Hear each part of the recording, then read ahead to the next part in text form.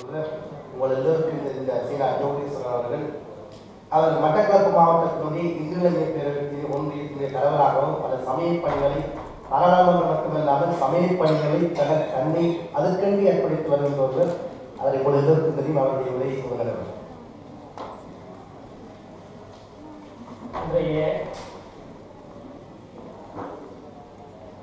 பிரித்தானிய சைவ திருக்கோயில் ஒன்றியத்தின் 16வது சைவ மகாநாட்டில் தலைமை சார்ந்த தலைவர்களே, இன்றைய அவரை கௌரவிப்பதற்காக அவரை கௌரவிப்பதற்காக டாக்டர் மகேஸ்வரன் அவர்களை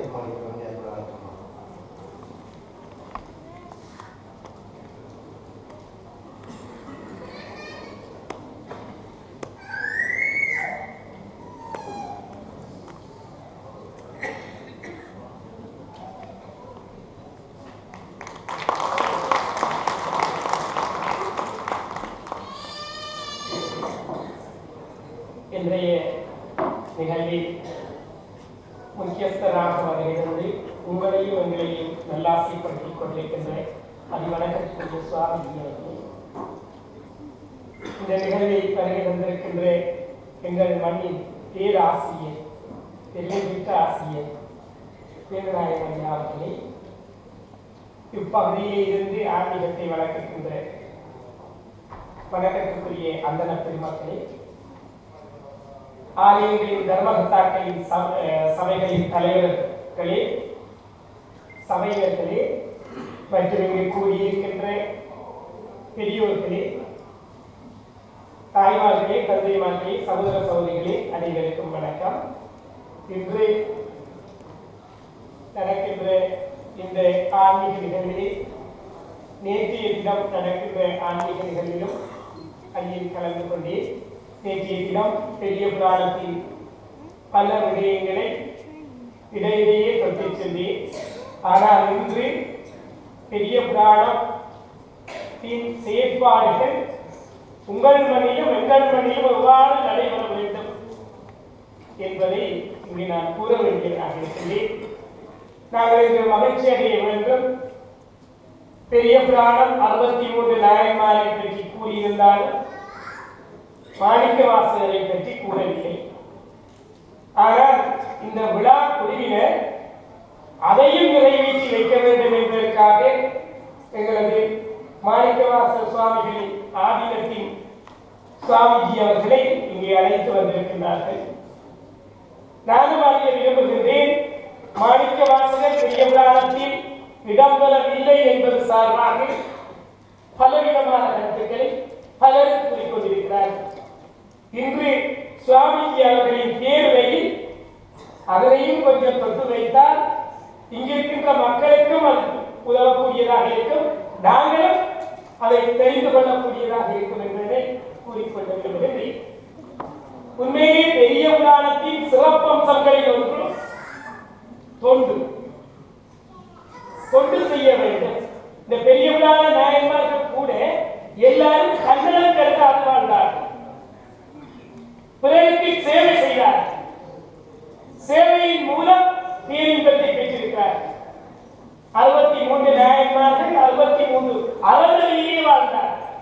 அதை ஆராய்ந்தவர்கள் ஒவ்வொருவரும் ஒவ்வொரு அறநிலையை சென்றிருக்கிறார். அதிலே பெண்களின் பங்களிப்பு இருந்திருக்கிறார். ஒரு குடும்பம் நன்றாக நடைபெற வேண்டுமாயின், அது ஒரு இல்லறம் நல்லறமாக இருக்க வேண்டுமாயின் பெண்களின் பங்களிப்பு இன்றியமையாதது. பெண்கள் தங்களை பற்றி உணர்வது மிக குறை. பெண்கள் ஒரு குலவிளக்கு. பெரிய புராணத்தில் சேக்கிரார் பெண்களை கற்பு கரசிகள் என்று பல இடங்களிலே காட்டினார். அவர்களை கற்பின் மேதையைத்தான் காட்டினார். ஆண்களுக்கு காட்டப்படவில்லை, கோவிக்கக்கூடாது என்று சேக்கிரார் பெண்களை அழகாக காட்டினார். குறைந்த பெண்கள் என்று எங்களது மலேசிய சகோதரர்களுக்கு பேசினார். உண்மை. ஆனால் குறைந்த பெண்களை கூட அவர் பெரும் கைத்தறியமான முறையிலே காட்டியிருக்கிறார். நாம் பெண்கள் தங்களை பற்றி உணர வேண்டும். எங்கள் புராணங்கள் கூட நீங்கள் ஆராய்ந்து பார்த்தால் கற்பின் வலிமையால் மும்மூர்த்திகளை கூட குழந்தைகளாக மாற்றினார்கள். பெண்கள் என்று வரலாறு சொல்லுங்கள். இந்த பெண்களை பற்றி நாங்கள் இன்னும் சொல்ல போனால் கங்கா, யமுனா, கோதாவரி, நர்மதா, சிந்து, காவேரி, காவியவதி இவைகள் ஒன்றுமே ஆண்கள பேரில் இல்லை. எல்லாம் பெண்கள் பேரில் தான் இருக்கிறார். நாங்கள் செய்த பாவத்தை தீர்க்க புனித நீராடுதல் பேர்கள் கூட பெண்களில் தான் வந்திருக்கிறது. நாங்கள் செய்கின்ற ஒரு கிருத்தியத்தை அல்ல அதை தூய்மை செய்வதற்கு பஞ்ச ஹவியங்களை பயன்படுத்த வேண்டும். இந்த பஞ்ச ஹவியங்களும் பசுவில் இருந்துதான் எடுக்கப்படுகிறது. அதுவும் ஆண்கள் அவை பெண்கள் நீங்கள் உயர்ந்த நிலையில் இருப்பவர்கள். பூமி தாய் நீங்கள் உமா தேவி என்றுதான் உங்களை கொடுக்கிறார். அவை அவ்வாறான பெண்களை குறைவாக எண்ணிக்கையில் கொண்டிருந்தாலும் சேர்க்கிறார். அதை பெரிதாக எடுத்து காட்டியிருக்கிறார். ஆகவே இந்த இல்லறத்தை நல்லவனாக காட்டியிருக்கிறார். ஒரு பெண் இல்லறத்தை நல்லவனாக்கி வைக்க வேண்டும். அவ்வாறு இருக்கும் போதுதான் அந்த இல்வாழ்க்கை அந்த வாழ்வின் நோக்கத்தை நிறைவேற்றுவதாக அமையும். இதெல்லாம் அழகாக பெரிய புராணத்திலே காட்டப்பட்டிருக்கிறது. பெரிய புராணத்தை பல விதமாக நாங்கள் ஆராய்ந்து எடுத்தால் பல விடயங்கள் எங்கள் முதலிலே வந்து உதாரணமாக இருக்கின்றன. அவை நாங்கள் இப்போது நான் நேற்று கூட சொன்னேன், சந்தேகம் கொள்ளக்கூடாது. எங்கள் குடும்ப செய்தி, குடும்ப பிரச்சனை எங்களுடைய இருக்க வேண்டும். அடுத்த வீட்டுக்கு போகக்கூடாது. சபை நடுவிலே அது தெரிய வரக்கூடாது. அந்த சம்பவங்களை தெளிவாக காட்டியிருக்கிறது இந்த பெரிய புராணம். அதிலும் நீங்கள் இன்னும் ஒன்றை பார்க்கலாம். தமிழை மிக சிறப்பாக கையாண்டு தமிழர் வாழ்க்கைக்குள்ளே கொண்டு வந்திருக்கிறது பெரிய புராணம். எவ்வாறு தமிழர்கள் வாழ வேண்டும், அவர்கள் வாழ்வியல் எவ்வாறு அமைய வேண்டும். தமிழர் வாழ்வியல் எல்லாம் சைவமாகத்தான் அமைய வேண்டும். இது பெரிய புராணம் சிறப்பாக காட்டியிருக்கிறது. சைவன் என்றவர் மாத்திரம்தான் தமிழர். நீங்கள் நான் எல்லா இடமும் பேசுகிறேன். வேறு சமயத்தை சேர்ந்தவர் கிறிஸ்தவராக இருக்கலாம், அவர்கள் தமிழ் மொழி பேசுகின்றவர்கள் தமிழர்கள் என்று கூற முடியாது. சைவம் தான் தமிழ். அதை சொல்ல பலர் பயப்படுவார். நான் பயப்படுவதில்லை. அரசியல்வாதியாக இருந்தால் பயப்படுவேன். நாங்கள் அதை துணிந்து சொல்ல வேண்டும்.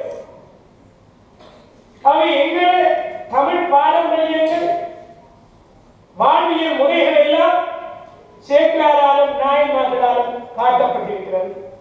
பூசை முறைகள் கூட காட்டப்பட்டிருக்கிறது. தமிழ் முறையிலும் பூசை செய்யலாம். ஐயா கூறுவது போன்று அந்த நூலில் அழகாக காட்டியிருக்கிறார். வேதியமும் வேத வழிபாடுகளும் அதிலே உள்வாங்கப்பட்டிருக்கிறது. எங்களுக்கு தேவையான அத்தனை விடயங்களும் அதற்குள்ளே புகுத்தப்பட்டிருக்கிறது. இன்று அந்த சிறப்பம்சங்கள் எங்களது பிரித்தானிய மண்ணிலும் ஒதுக்கின்றது. ஏனென்றால் பெரிய புராணத்திற்கு ஒரு மகாநாடு மிகச் சிறப்பாக பிரித்தானியாவிற்காக நடைபெறுகிறது. இலங்கையில் கூட இவ்வாறான சிறப்பான மகாநாடு நடைபெற்றதாக அறிஞர் குறைவு. ஆனாலும் இந்து கலாச்சார திணைக்களம் ஒருபோது நடத்தியிருந்தார்கள். நகரத்தின் மத்தியில் சிலரை அழைத்து அங்கு இங்கிருக்கின்ற அத்தனை பேரும் அங்கிருந்து வந்த எங்கள் உறவுகள். ஆனால் அவர்கள் தாம் பாடுகின்ற மண்ணில் தமிழையும் சைவத்தையும் வளர்க்கின்றார். அதிலே உறுதியாக இருக்கிறார். அதற்கு பாராட்ட வேண்டிய கடமை இருக்கிறார். சைவ திருக்கோயில் ஒன்றியம் என்று சேர்ந்திருக்கிறார்கள். இலங்கையில் எத்தனையோ ஆயிரக்கணக்கான கோயில்கள் இருக்கிறது. பல கிட்டத்தட்ட நான் நினைக்கிறேன் இலங்கையிலே 5000க்கு மேற்பட்ட கோயில்கள் அரசாங்கத்தில் பதிவு செய்யப்பட்டிருக்கிறார். ஆனால் அந்த ஆலயங்களில் எத்தனை ஆலயங்கள் பொது சேவை செய்கின்றன? ஆலயங்களின் பரிபாலனத்தை இரண்டாக குறிப்பிடலாம். ஆலய தர்மகர்த்தா சபை, ஆலய பரிபாலன சபை. பரிபாலனம் என்றால் நிதி வரும்போது ஆலயத்தை உடைப்பது, கட்டுவது, கும்பாபிஷேகம் செய்வது, மிகுதி பூசை. தர்மகர்த்தானால் அவர் தர்மவானாக வாழ வேண்டும். அவர் தர்ம கைங்கரியங்களை செய்ய வேண்டும். இங்கிருக்கின்ற ஆலய சபையினர் என்று நான் சொல்லாது இங்கிருக்கின்ற ஆலயங்களின் பிரதிநிதிகளை தர்மகர்த்தாவை கைகூட்டி அழைக்கின்றேன். இங்கு நான் பார்த்தேன் அத்தனை தலைவர்கள், செயலாளர்கள், நிர்வாகிகள் எல்லாம் நீங்கள் எந்த அளவு நிறைந்து சேவையாற்றுகிறீர்கள். அது தவிர இங்கு வந்திருந்து தேவாரம் பாடுகிறார்கள். இலங்கையில் சில ஆலயங்களில் தர்மகர்த்தாவின் தலைவருக்கு, பரிவார சபையின் தலைவருக்கு தேவாரம் பாடுகிறார். என் சமூகத்தில் அவரை தெரிவு செய்து நிறுத்தி விடுவார். ஆனால் இங்கு நீங்கள் திருமுறை ஓதுகிறீர்கள், நீங்கள் சேர்ந்து வழிபாடு செய்கிறீர்கள். ஆலயத்தில் மக்கள் எல்லாரையும் கூட்டி, நான் சிவனாலயத்தை, லூசியம் சிவனாலயத்தை பார்த்து வந்திருந்த எல்லோரும் பாடுகிறார்கள். இலங்கை எந்த ஆலயத்திலும் நான் காணவில்லை. அப்ப நாங்கள் என்னத்தை சிந்திக்கின்றோம்? இலங்கையில் இல்லாத சம்பவம், எங்களுக்கு தேவையான சம்பவங்கள் மேற்கைய நாடுகளில் நடைபெறுகிறது என்ற உறவுகளா? இதற்கு உங்களை நாங்கள் பாராட்ட கடமைப்பட்டிருக்கிறோம். அது தவிர இலங்கையில் இருக்கின்ற ஆலயங்கள் சேவை செய்வதில் மிக குறைவு. பெரிய பெரிய பிரம்மாண்டமான ஆலயங்கள் இருக்கின்றன. இந்த ஆலயங்கள் சேவை செய்வதில்லை. ஆனால் இங்கு இருக்கின்ற ஆலயங்கள் சேவை செய்வதிலே முதன்மையாக இருக்கிறது. நான் பல நாடுகளுக்கு சென்றிருக்கிறேன். ஆஸ்திரேலியா சென்றேன், கனடா சென்றேன், ஜெர்மன் சென்றேன், சுவிஸ் சென்றேன், பிரான்ஸ் சென்றேன், பல நாடுகளுக்கு சென்றிருக்கிறேன். ஆனால் ஆலயங்கள் வடக்கு கிழக்கு இலங்கை மண்ணில் பெரும் சேவையாற்றிக் கொண்டிருக்கின்ற ஒரு துன்பு மக்களுக்கு என்றால் அது பிரித்தானியாவில் தான் என்று சிறப்பாக சொல்கிறேன். அன்றையில் கூட வெள்ள அனர்த்தம் வந்த போது நான் இங்கிருக்கும் ஆலயங்களின் உதவிக்கரங்களை ஆலயம் கையேந்தினேன். அந்த மக்களுக்கு உதவி செய்யுங்கள். உடனடியாக லண்டன் சிவன் கோயில், லூசியம் சிவன் கோயில் 3750 பவுனை அனுப்பியது. லண்டன் கடவுளுக்கு அம்மன் ஆலயம் 4000 பவுனை அனுப்பியது. அதே போன்று லண்டன் செல்வ விநாயகர் ஆலயம் 2000க்கும் மேற்பட்ட பவுன்களை அனுப்பியது. இவ்வாறு இந்த ஆலயங்கள் உதவி செய்வதில் மும்முரமாக செயற்படுகின்றன. ஆகையால் இங்கு பெரிய புராணத்தின் அறநெறி வழங்கப்படுகிறது. ஆலயங்கள் அந்த அளவில் சிறப்புரை செயல்பட்டுக் கொண்டிருக்கின்றன. இங்கு கற்பக விநாயகர் ஆலயத்தின் தலைவர் அடிக்கடி கோபாலையா இலங்கை வருகிறார். என்னவென்றால் இங்கிருந்து கோயிலில் சேர்க்கின்ற விதியை கொண்டு வந்து அங்கு சேவையாற்றி செய்கிறார். மலைநாட்டிலே எங்கள் உறவுகள் மண்சரியால் பாதிக்கப்பட்ட போது லண்டன் சிவ ஆலயம் இங்கிருந்து உடனடியாக இலங்கை பணம் 4,06,000 ரூபாய் அந்த பாதிக்கப்பட்ட மக்களுக்கு உடனே அளிக்கின்றார். பல சேவைகள் இன்று நேற்று இந்த ஆலயங்கள் ஆற்றிக் கொண்டிருக்கின்றது. குறிப்பிடாத சில ஆலயங்கள் கூட உயர்வாசல் குந்து முருகன் ஆலயம், மகேஸ்வரன் விநாயகர் ஆலயம், இவ்வாறு ஆலயங்கள் கூட கடந்த காலங்களில் அந்த மணியை பல சேவைகளை கூட வழங்கியிருக்கிறார்கள். அதே மாதிரி வடமாநிலத்துக்கும் நிறைய வழங்கிக் கொண்டிருக்கிறார்கள். ஆகவே இங்குதான் தர்மம் சரியாக நடைபெறுகிறது. ஆலயங்கள் ஜனாதன தர்மத்தின் இருப்பிடங்கள். ஆலய விவகாரம் நீதிமன்றமாக இருந்தது, ஆலய விவகாரம் கல்விக்கூடமாக இருந்தது, ஆலய விவகாரம் சிற்பக்கூடமாக இருந்தது, சித்திரக்கலையை வழக்குமிடமாக இருந்தது, நடனக்கலையை வழக்குமிடமாக இருந்தது, ஓவியக்கலையை வழக்குமிடமாக இருந்தது, அதே போன்று இசைக்கலையை வழக்குமிடமாக இருந்தது, ஆலயம் நீதிமன்றமாக இருந்தது.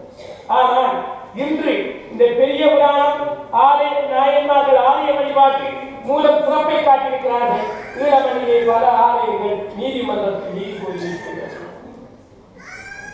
தர்மகர்த்தாக்களுடைய பிரச்சனை நிதி பிரச்சனை, ஆனால் நீதிமன்றத்தில் இருக்கின்றது. அதை விசாரிப்போது கூட எங்கள் இளைஞர்களாக இருக்கின்றதை நாங்கள் அறியக்கூடியதாக இருக்கிறோம். இவ்வாறான பல விடயங்களை நாங்கள் ஈழமணியை சந்திக்கின்றோம். அண்மையில் கூட அரசாங்கம் அங்கு இருக்கின்ற ஆலயங்கள், இலங்கையிலே அரசாங்கம் கூடிய நிதியை வைத்திருக்கின்ற ஆலயங்கள் சமூக சேவைகள் செய்யவில்லை என்ற ரீதியில் அந்த ஆலயங்களை தங்களது கட்டுப்பாட்டில் கொண்டு வர முனைந்தார்கள். இரகசியமாக நடைபெற்றது. இந்த கலாச்சார திணைக்களம் கூட அந்த செய்தியை எங்களுக்கு தரவில்லை. ஆனால் நான் உள்ளிருந்து ரகசியமாக அறிந்து பிரதமருக்கு எதிராக அந்த மதவிகார அமைச்சின் ஆலோசனை கூட்டத்தில் கடுமையான எதிர்ப்பை தெரிவித்து அதை நிறுத்தினேன். 2 தடவை நிறுத்தியது. ஆகவே இந்த ஆலயங்கள்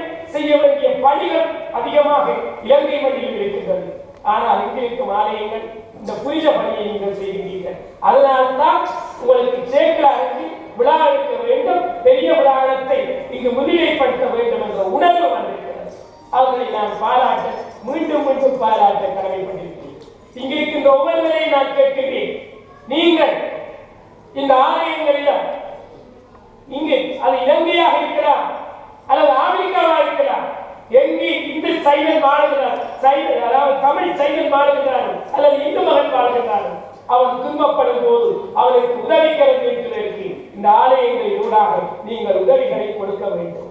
இதை உங்களிடம் நான் கேட்கிறேன். நீங்கள் கொடுக்கும் உதவி எங்களை வந்து சேர்கிறது என்பதை இந்த சபை மூலம் தான் நான் உங்களுக்கு உறுதிப்படுத்தலாம். அதனால் தான் இந்த விடயங்களை இங்கு நான் எடுத்துக் கூறினேன்.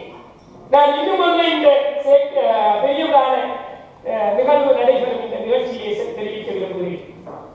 இங்கு நடைபெறும் நிகழ்வில் எல்லாம் எங்கள் சமயத்தை அறிந்து பெருமையை அறிந்து எமது மண்ணிலிருந்து புலம்பெயர்ந்து வந்த உறவுகள் நீங்கள் கலந்து கொள்கிறீர்கள்.